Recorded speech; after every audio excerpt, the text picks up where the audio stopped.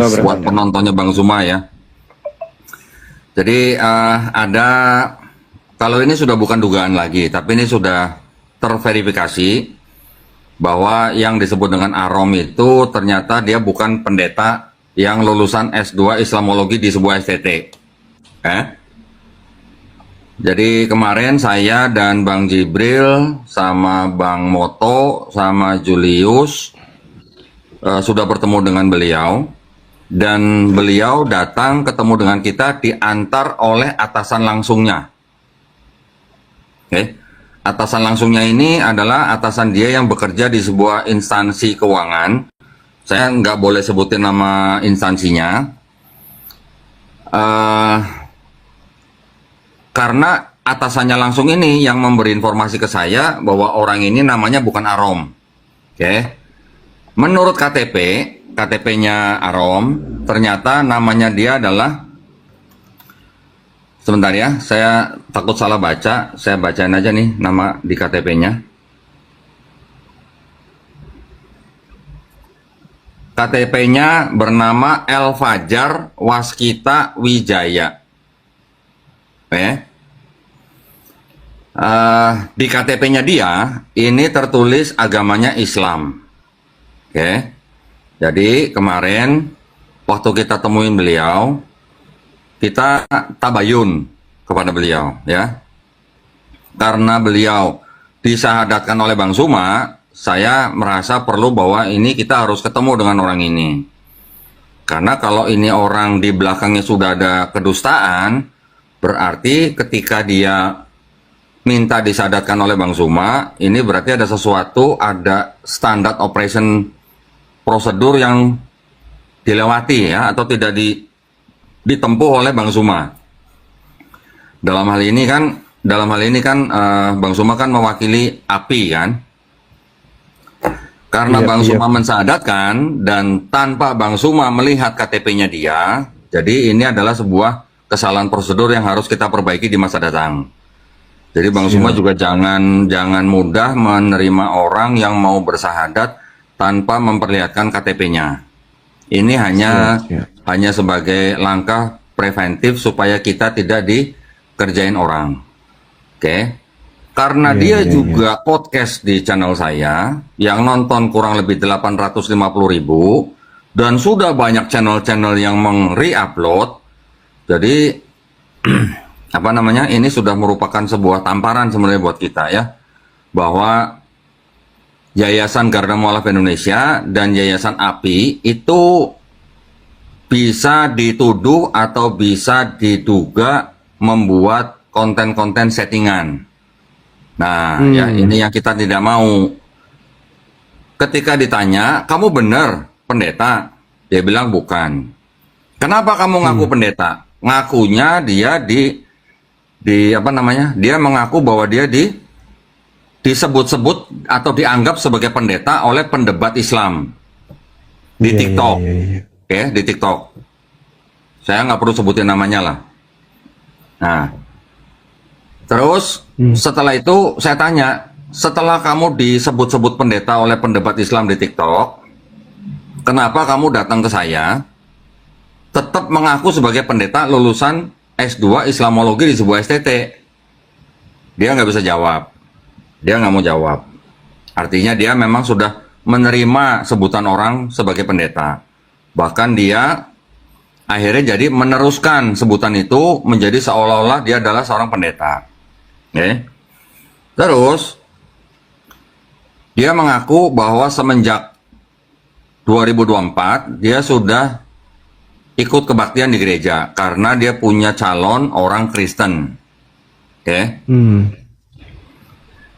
Gerejanya yang dia datengin namanya ngakunya gereja NDC di Central Park, Jakarta Barat. Terus kemudian dia juga pernah katanya ke gereja HKBP di tempat gereja calonnya. Terus katanya dia juga pernah ikut acara Natal yang di Tiberias, katanya gabungan dari beberapa gereja. Jadi akhirnya saya tanya, tujuan kamu apa? Ngaku sebagai pendeta, datang podcast ke tempat saya, akhirnya disadarkan sama Bang Zuma. Tujuan kamu apa? alasannya dia, katanya karena dia sudah sering ke gereja, dia sudah mendengar pengajaran gereja, terus akhirnya dia bilang katanya kok dia melihat di TikTok kok umat Islam atau pendebat Islam itu memberikan narasi-narasi yang berbeda jauh dengan apa yang dia dengar di gereja. Dari situ katanya dia jadi punya niatan untuk membela Kristen katanya. Terus saya tanya, kalau gitu kamu udah murtad? Awalnya bilang enggak, tapi belakangan baru dia ngaku bahwa dia murtad.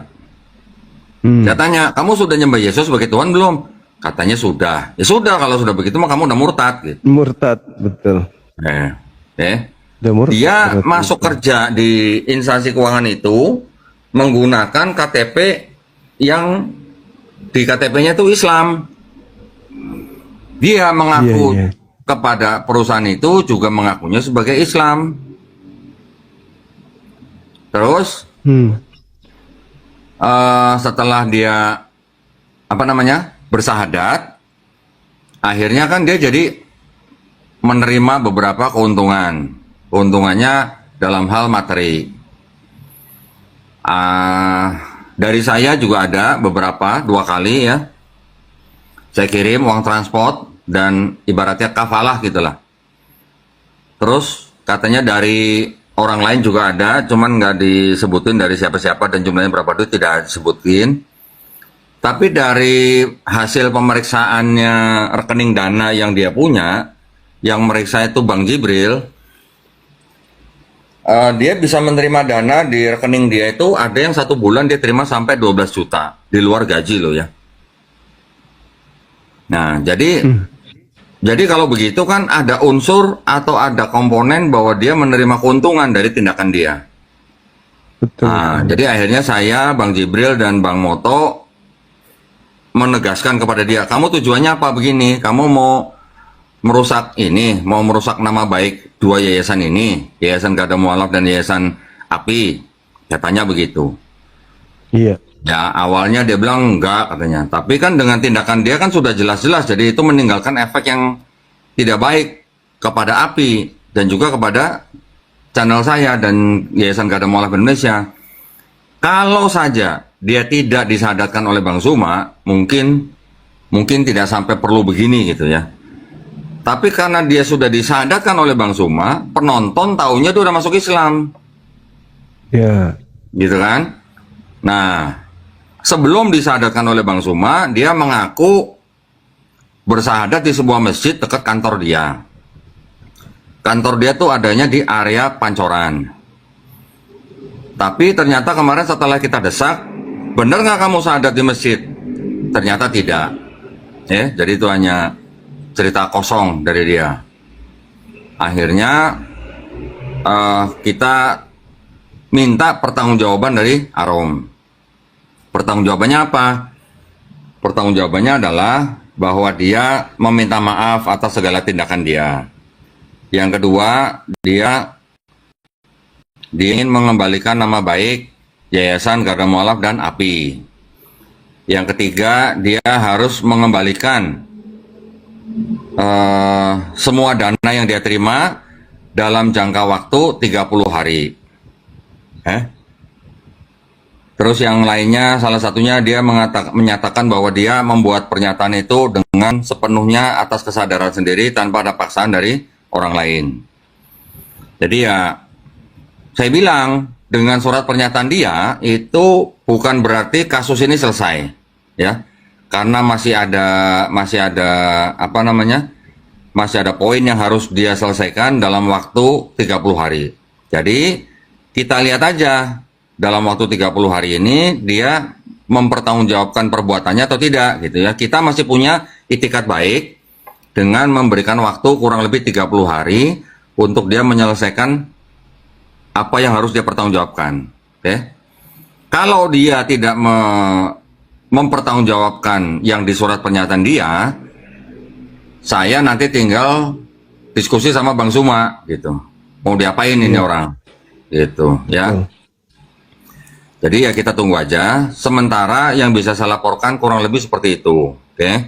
Kita memang kemarin tidak langsung buat LP karena kita melihat ceritanya dia ini masih bisa dikatakan 50% kebenarannya gitulah. Jadi kita lihat aja nanti 30 hari bagaimana dia mempertanggungjawabkan perbuatannya. Kalau dia memang punya etikat baik, ya kita lepaskan. Tapi kalau dia tidak punya etikat baik, baru kita laporkan. Gitu ya, Bang Zuma ya, sama Ya. Bang Handi yang bisa saya laporkan. Siap. Mudah-mudahan ini jadi pelajaran penting buat kita. Siapapun yang mau berurusan dengan kita, yang minta bantuan dari kita untuk misalnya masuk Islam, tetap bagaimanapun tetap harus kita mintakan identitasnya secara resmi. Bukan berarti kita mau tahu, bukan berarti kita kepo, bukan berarti kita apa, tapi ini adalah untuk pencegahan supaya untuk tidak terjadi hal-hal lagi yang seperti ini, gitu ya. Gitu Bang Zuma, Bang Handi, Siap. silakan Siap. kalau ada pertanyaan. Bukan Pertanyaannya kok. pertanyaan sih. Iya, cuman kondisi saat itu kok. Jadi karena sudah sering dialog, sudah sering berbulan-bulan kan kami berdebat itu kan. Tiba-tiba saja ada informasi yang masuk di kami bahwa beliau, dia ini sudah ke tempat antum, ke Kodondi. Jadi ku bilang, mindset saya tuh, dia kan sudah menjadi habit kalau Kodondi itu pasti syahadat pasti di sana. Ada beberapa orang besar kan disyahadatkan sama Kodondi. Jadi yang dalam bayangan saya, orang ini selalu mau bersyahadat memang. Tapi dia bilang apa? Nanti di tempat Kodondi. Nanti di tempat Kodondi kata dia. Nanti saya ke Kodondi, saya sudah baku atur kata dia gitu kan. Jadi waktu itu ketika ada informasi sudah datang ke Kodondi, saya sudah berpikir, wah ini udah syahadat berarti. Ditambah lagi dia sudah katakan saya udah syahadat di masjid waktu itu. Jadi gimana ya sudah untuk disaksikan aja khalayak banyak untuk menjadi syarat kita berikan sertifikat waktu itu. Akhirnya ya udah kita syahadatkan. Tapi alhamdulillah manajemen kita tidak memberikan sertifikat itu karena tidak ada validasi dari dia secara administrasi. KTP-nya nggak kita temukan dan seterusnya. Nah, makanya saya kaget. Saya hampir buka puasa itu kok. Udah jam 9 malam, saya dapat informasi, tiba-tiba saya mau buka waktu itu juga. Tapi saya sadar ini jam 9 malam ini kan tadi kan sudah rusak ini puasa, udah buka pun. Kaget saya. Waduh, anak-anak sudah pada gimana ini? Ya udah, sampaikan aja ke Dondi. Gimana ceritanya kok bisa sampai seperti itu? Akhirnya kita teleponan waktu itu kan kok. Gitulah. Itulah keadaan yang sebenarnya. Jadi pikiran saya gini, sejak dia Islam, dia tidak pernah tampil di kita, tidak pernah nongol di kita. Begitu dia terkontaminasi dengan orang di sebelah, udah masuk ke gereja, udah nyembah Yesus, barulah dia lihai menipu gitu loh. Jangan-jangan ada pengaruh dari sebelah gitu. Karena ketika dia Islam, dia belum penipu dia. Nanti setelah dia sudah menyembah itu baru dia nipu. Bahkan yang ditipu adalah mantan agamanya sendiri kan gitu kok. Oh, tapi waktu pertama kali dia berkomunikasi atau berdebat dengan Bang Zuma, Iya. dari awal dia ngakunya Muslim atau Kristen, Bang? Kristen. Kristen. Dia ngaku Kristen. Saya sampai sekali saya kick dari Komal itu. Saya ngamuk gara-gara ngeyelnya itu nauzubillah. Bersih tegang juga saya berdebatnya. Sempat kumaki juga dia. Lama-lama dia masuk di Komal-Komal lagi. Akhirnya aku bilang, ini nggak bisa dibiarkan orang ini. Nah, level diskusi ku naikkan. Akhirnya dia menyerah waktu itu. Ya sudahlah Bang Zuma, terus dikomporin sama Nana. Terus kapan dong? Udah malam ini aja, nantilah saya ke Kodondi kata dia gitu. Selalu jual namaku waktu itu. Ya aman lah. Yang penting kita sudah tahu Kodondi udah mengambil langkah yang tepat. Alhamdulillah kita sudah koordinasi dan kita eksekusi dengan baik. Semuanya bisa berjalan dengan ya alhamdulillah luar biasa gitu. Nah, alhamdulillah. Tapi saya juga mohon maaf. Kenapa saya tidak bisa menerima banyak teman-teman dari API kemarin karena permintaan dari atasannya yang membatasi jumlah orang untuk bisa klarifikasi atau tabayun dengan Arom. Jadi kemarin dari atasannya cuma memberikan jatah 5 orang. Jadi karena 5 orang, saya sudah sama 1 orang tim media, berarti dari API kemarin cuma bisa 3 orang. Jadi ya nggak apa-apa, cukup mewakili, yang penting semua poin-poinnya sudah masuk. Jangan sampai API yang berdakwah di online itu apa namanya bisa dikerjain lagi gitu sama orang seperti ini gitu. Baik, baik. Itu aja sih. Assalamualaikum warahmatullahi Iya, Ko. wabarakatuh. Yuk. Waalaikumsalam. Waalaikumsalam. Aku Kalau ada ini sehat. Alhamdulillah sehat. Yuk, makin muda beliau ini. Iya. Aku ada pertanyaan kok. Ah, Endingnya di situ Arom itu minta maaf, mengakui kesalahan atau ngotot. Dan kesimpulan terakhirnya apakah dia mengakui dirinya Kristen atau Islam? pada akhirnya dia minta maaf, ya. Dan dia mengaku bahwa dia bukan pendeta, tapi dia mengaku sudah murtad dari Islam, katanya gitu. Itu ngaku murtadnya juga setelah ditanya berkali-kali itu, Muter-muter ya. muter-muter kayak oten gitu. Yang kedua kok Doni merasa dirugikan nggak sebagai personal dan yayasan? Kalau sebagai personal saya sih nggak merasa dirugikan, tapi sebagai yayasan itu karena ada channel YouTube yang menyiarkan diskusi saya sama Arom. Sebenarnya kan itu bisa kita pakai sebagai apa namanya, sebagai dakwah gitu kan, diskusi itu. Tapi kalau di dalam diskusi itu sudah ada kebohongan di baliknya, yang mana dia mengaku dia sebagai pendeta, S2, Islamologi, nah itu yang buat kita merasa jadi diskusi itu jadi sebuah diskusi yang dalam tanda kutip bohong-bohongan gitu.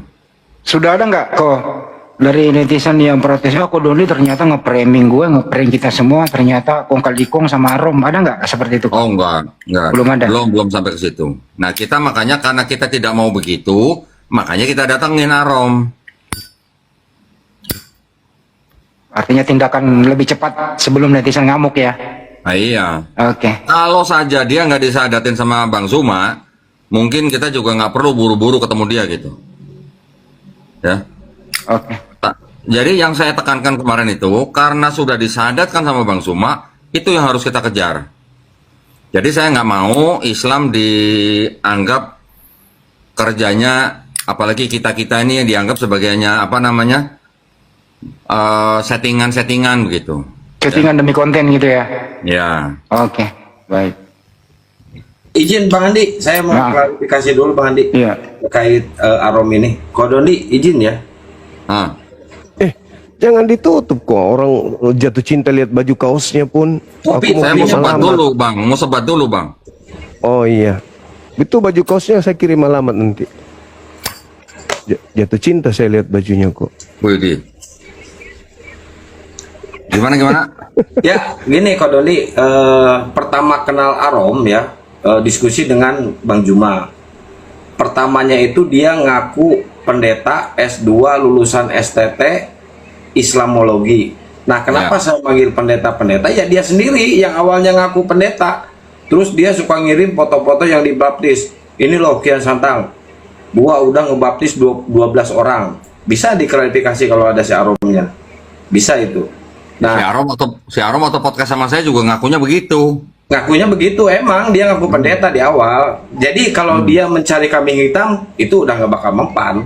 Penonton semuanya tahu, videonya ada. Dia pertama kali debat dengan Bang Juma, dia ngaku pendeta dan S2 ya, Gurunda ya, di STT. Ngaku seperti itu. Iya. Jadi wajar kan kalau kita manggil pendeta-pendeta ke dia? Wajar kan? Nah, ketika ketemu Deddy Mizwar juga, Pak Haji, dia ngaku pendeta. Dia ngaku pendeta. Dimanapun juga dia ngaku pendeta.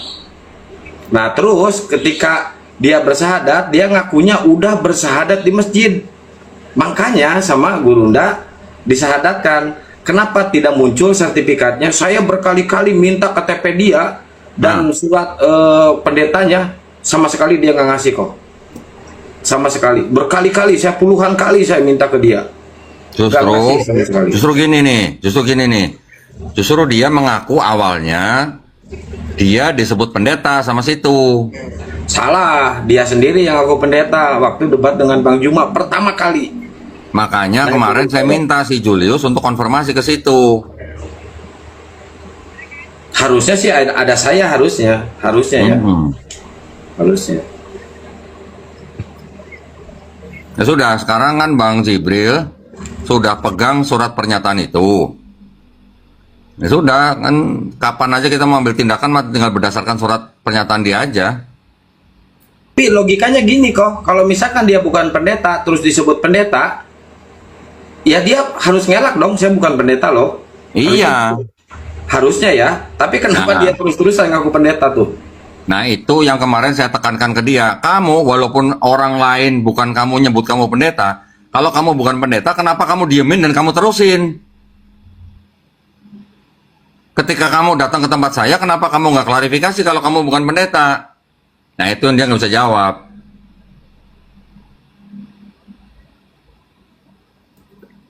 Berarti kamu mengiyakan sebutan orang bahwa kamu pendeta untuk tujuan mencari keuntungan pribadi. Awalnya nggak ngaku nyari keuntungan, katanya nggak ngaku, tapi diterima. Kalau nggak nyari keuntungan, kenapa diterima? Ke saya aja berapa kali dia minta duit, butuh duit, nggak saya kasih. Nah, orang waktu bisa ada sama Bang Sumo aja nggak lama dia minta uang zakat sama saya. Berarti Kalau kan, dia- berarti kan dia memang cari keuntungan. Kalau dia ngaku pendeta, nilai jualnya tinggi kok. Iya itu. Itu. Kalau dia jemaat biasa, mualaf kan nilai jualnya dianggap biasa lah. Makanya kan dapat cuan banyak tuh. Kan lumayan. Pendeta loh, S2, syahadat kan gitu. Dia pelajari di media sosial itu. Wah ternyata kalau kayak begini itu, wah kita dapat tempat ini. Nah itu dia pakai jalur itu kok. Itu. Tapi alhamdulillah semua cepat selesai dan semua udah kita pertanggungjawabkan kepada netizen ya, terutama netizennya Kodondi di YouTube yang begitu banyak yang menonton, sudah diklarifikasi dan kami minta maaf kepada yang sudah terlanjur memberikan donasi kepada Arom, dan kami juga api kok apabila ada teman-teman yang pernah memberikan terus minta dikembalikan, insya Allah kita berusaha mengembalikannya yang setelah berdonasi ke Arom. Itu sih kok dari saya. Ya, ya kita lihat aja dalam waktu 30 hari dia bisa kan mengembalikan semuanya. Maksud saya kalau ada netizen yang keberatan, saya minta kembali duit saya, ya tunggu ya, sabar dulu ya. Iya. Ya itu sih. Yang jelas teman-teman jangan lagi WA ke dia. Kalau dia WA balik ya cuekin aja. Siapa tahu dia berniat baik lagi minta-minta, ya di stop aja. Terakhir dia ngaku gini, Bang Andi, Gurunda sama Kodondi, terakhir dia ngaku gini. Dia mencari simpati dari kita. Dia ngaku, kan gajinya 18 juta tuh sebagai pendeta per bulan tuh. Dia ngaku sama gua 16 juta. Ke saya 18 juta di Komal malah dia ngomongnya. Ngakunya 18 juta. Terus dia dirayu oleh orang-orang gereja sana untuk balik lagi ke Kristen dan akan digaji 80 juta sebulan. Kalau balik lagi ke Kristen, dia sendiri itu yang ngaku. Makanya di sini kalau ada narasi saya yang menyebutkan awalnya dia pendeta, itu udah sangat terbantahkan di situ. Berarti memang dia memang penipu kalau saya bilang lah.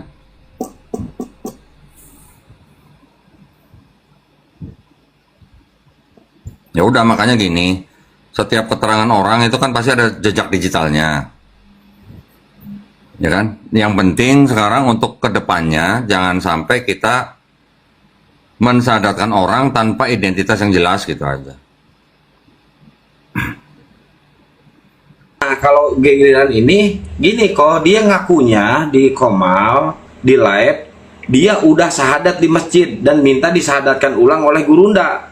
Gurunda berpikir, oh dia udah syahadat ini di masjid, jadi nggak apa-apa kan disahadatkan ulang gitu kan. Itu tuh kejadiannya seperti itu kok. Dia ngakunya udah syahadat di masjid. Ya, Makanya kalau memang dia bilang dia sudah syahadat di masjid, minta videonya lah. Udah diminta kok, tanya Bang Kores tuh, udah diminta beberapa kali, nggak dikasih sama si Arom, nggak dikasih. Malahan dia sempat buka Komal, ngakunya Komalia Rungkad. Padahal udah di dalam masjid tuh posisinya. Alasan itu mah. Udah, terima kasih kok kerja kerasnya karena Iya, luar Kodondi biasa, yang Kodondi, Masya membuka ya ini semua bagaimana bisa berhubungan dengan atasannya ya, mulai dari situ kok. Terima kasih kok, kami dari API mengucapkan terima kasih kepada Kodondi. Ya, sama-sama semuanya. Ya kita sekarang makin hati-hati aja. Jangan sampai Siap. kejadian ini terulang lagi, itu aja udah. Yang saya pikirin cuman apa? Bang Suma yang saya hadatin. Kalau bukan Bang Suma yang saya hadatin, mungkin saya nggak ambil pusing gitu. Kalau bukan aku pasti udah ada dilaporin di kantor polisi pasti.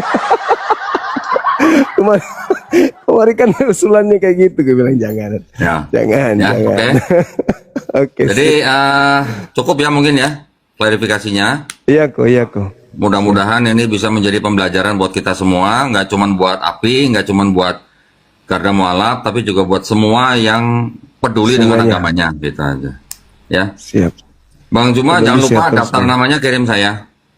Siap. Ya.